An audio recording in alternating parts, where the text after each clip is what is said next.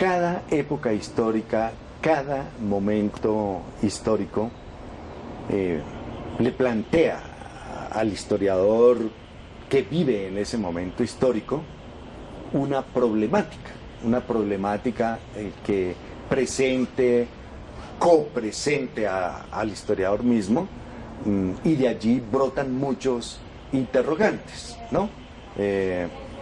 Por ejemplo, es perfectamente comprensible cómo todo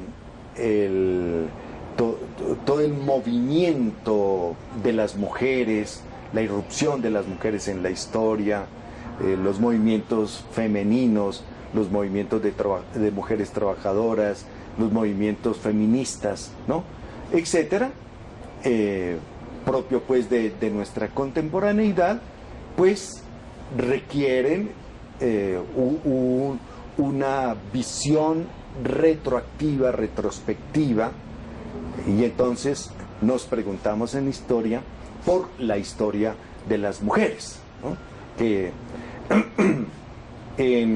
igual los otros movimientos también los exigen, ¿no? Todo nuevo actor social o institución, en fin, reclama también su historia y se pregunta por su propia historia. Cada época histórica tiene sus preguntas. Hay una historia de las preguntas históricas, una historia de la pregunta de historia.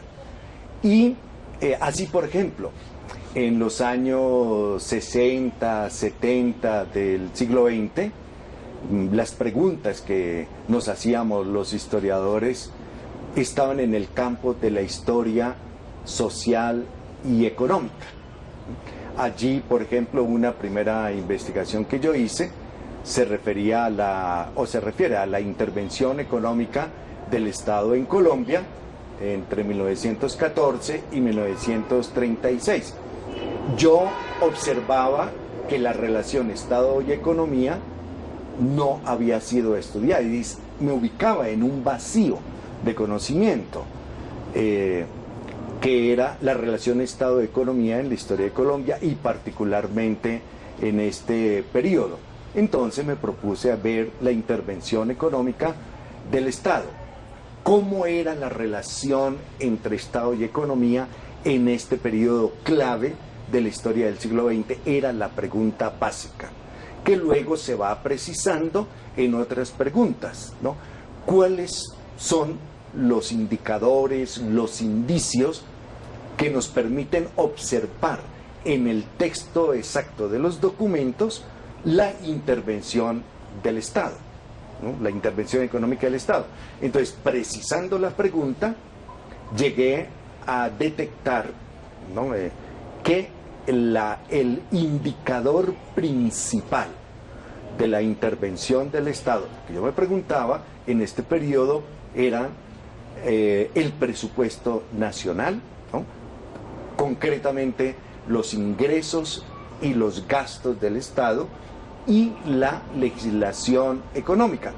Eso me llevó a averiguar todas las fuentes sobre los ingresos del Estado, la cuestión fiscal, etcétera, y todas las cuentas sobre los egresos, los gastos del Estado, y analizar esa dinámica en esta parte. Esto era en los años 60, 70, comienzos de los 80. En los años, a mediados de los años 80, en nuestro país comenzamos a preguntarnos, a interrogarnos sobre otros campos desconocidos de la historia. Fue el momento de irrupción de la llamada historia de las mentalidades colectivas, que después va a dar paso a la llamada historia de lo imaginario, lo que hoy en día se conoce en general como historia cultural. Y entonces áreas desconocidas, campos de la vida histórica nacional desconocidos, como por ejemplo la historia de la familia, de la sexualidad, de la vida cotidiana, la historia del cuerpo, de las enfermedades, la historia de la fiesta, etcétera, etcétera, hay la apertura de un nuevo territorio de la historia y por lo tanto la constitución de nuevas preguntas que han arrojado y arrojan nuevas investigaciones que utilizan determinadas fuentes documentales trabajados con determinados técnicas y métodos de investigación, ¿no?